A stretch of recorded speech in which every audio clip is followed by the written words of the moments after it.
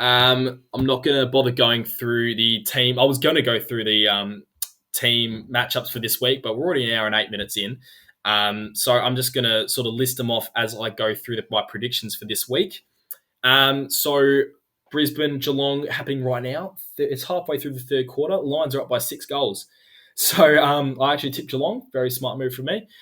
So we'll see what happens there. It's very good to see the Lions hopefully get another win here. Looks like there's a bit in it as well. A few spot fires here and there. I think it's probably based around the Margaret Connor Lockie Neal situation, which is it's good for the game to see the best players go up against the best taggers. But anyway, so we've got Richmond, St Kilda tomorrow night. God help us all that are St Kilda supporters. Samson Ryan making his debut, which is very interesting, given they haven't actually dropped Chol or Coleman Jones. So I think it's just going to be the Tigers there. It's just going to be too good for them. They have hit, not hit, sorry, but this season hasn't been as strong as previous seasons. But at the end of the day, this is just the typical Richmond. You know, they drop a few games in the middle of the season, people start to doubt, and then they fire in September. What better team to come up against than to regain a bit of form than St Kilda, eh? We do have Membry, Marshall, and Ross coming back. But at the end of the day, I think this is just going to be a Richmond walk in the park. It is at the G. I'm predicting this to be 6+ goals. Probably generous to St Kilda. Then on to Collingwood Fremantle, Saturday at 1:45. The Pies regain Brodie Grundy. Going to be an interesting game at Marvel, not the G. The Dockers also get Fife back, so a few big guns back for this one. Very tight contest. Probably going to go the Pies. Obviously hit a little bit of form the last few weeks. They are going to be missing to Goey, but at the end of the day, you bring in Grundy and Adams, take out to Goey. You're probably, you're not really worse off. Probably better off there. They obviously are missing Darcy Moore now as well. So when you factor him in, we'll see what happens. But it's probably the net result is probably even. So it's gonna be a very interesting game for that one. Freo aren't the strongest performers at Marvel. We obviously saw they were obviously lost heavily to Carlton early in the season, which doesn't usually happen too much. But yeah, I'm going to be going the Pies in this one. I think they've found a little bit of form. The likes of, probably Cox, who's just come in, and Darcy Cameron, I reckon, are going to kick about 4 or 5 together. And I reckon that's going to be enough to give them a winning margin. Then on to North Melbourne, Gold Coast. Blockbuster game, this one. 1:45 on a Saturday. This is at Blunston. This is honestly a flip of the coin, really. Just depends which Gold Coast shows up. If it's the talented one with the talented list they've got, they're going to be winning. But at the end of the day, I think North Melbourne are going to get the chocolates here. They're going to enter the double points in terms of playing points, I guess. Double figures in terms of playing points. Because they're currently on 6. Need 4 to get to 10, so I think they're going to get the 4 here. Just the one inclusion for them with Will Phillips. Tom Powell's going to miss his first game, unfortunately, but he's had a very good start to his career. I think North Melbourne are going to get the chocolates here, and it'll be very interesting to see what happens. It's going to be interesting to see which game everyone watches, whether they watch the close, but I don't know what way to describe it, not infamous, but funny game to watch in North Melbourne Gold Coast, or whether they go for the more generic Collingwood Freo.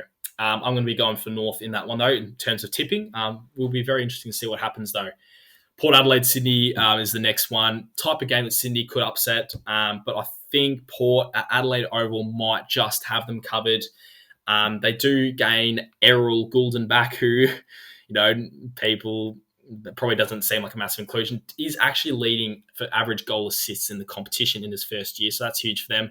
Dylan Williams making his debut for Port Adelaide. So that's huge for him as well.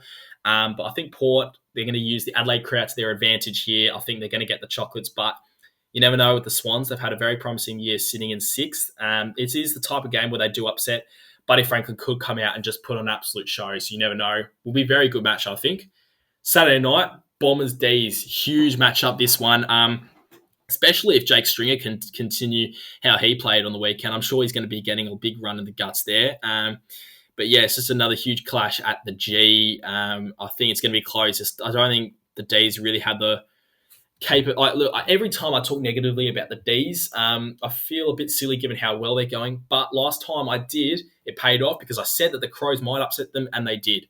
So I think this one's going to be close. I don't think the D's have the ability to blow out Essendon, because I think Essendon, they're a very sort of high-scoring, they're attacking team. They're not a conservative team. So I think Essendon are really going to test Melbourne's defence here.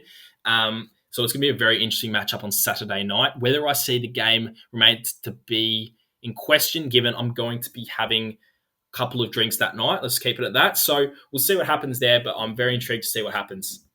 That just did not make sense. Don't pay attention to that. Been speaking for an hour and 10 minutes now, so the words are starting to come out in other languages. We now move on to Sunday. GWS Hawthorn. Denver Granger Barras making his debut. The man that looks about 25 to 30. He's only 18. Going to be playing down back. Unfortunately, Jarman Impey, for everyone's super coach, is out. Maybe a season-ending injury. This one's an interesting one at the MCG, actually. GWS Hawthorn. It's a tough one to tip now that it's at the G. GWS aren't obviously the best travellers, especially when it comes to Melbourne. But obviously Hawthorn aren't one of the biggest teams of the competition. And yeah, it's whether GWS, this is going to be a test for them, whether they can travel or not. I know many people are just going to think GWS, talented list, tip them. But Hawthorn are the type of team that will turn it up in a match where they know they can win. Clarkson is obviously the best coach in the competition, and he knows how to beat every single team. And I think he's going to put those skills on display on Sunday at 110, because I think Hawks are really going to give the Giants a run for their money. But I do think the Giants are going to get the chocolates. I think it'll be a close one down to the last quarter. Going to wait and see, though. It's going to be huge, that one, I think. I think many people are probably looking over it, but I think that'll be a very close contest. However, on to probably the match of the day, it'll be West Coast and the Dogs at Optus. That one is going to be huge. And that one is almost a flip of the coin as well. We know how strong the Eagles are at Optus. But the Dogs are obviously second on the ladder, one of the most informed teams in the competition.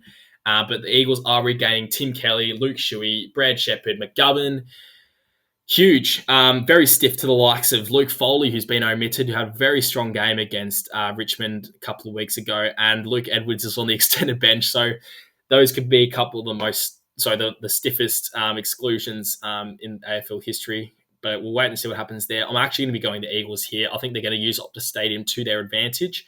I think that forward line as well. We talked a bit. I think I touched upon last week that the experience of Geelong's attacking trio and Cameron Hawkins and Rowan will be the reason that they defeat the Dogs, because their attacking trio of attacking duo really of Bruce and Norton is more superior.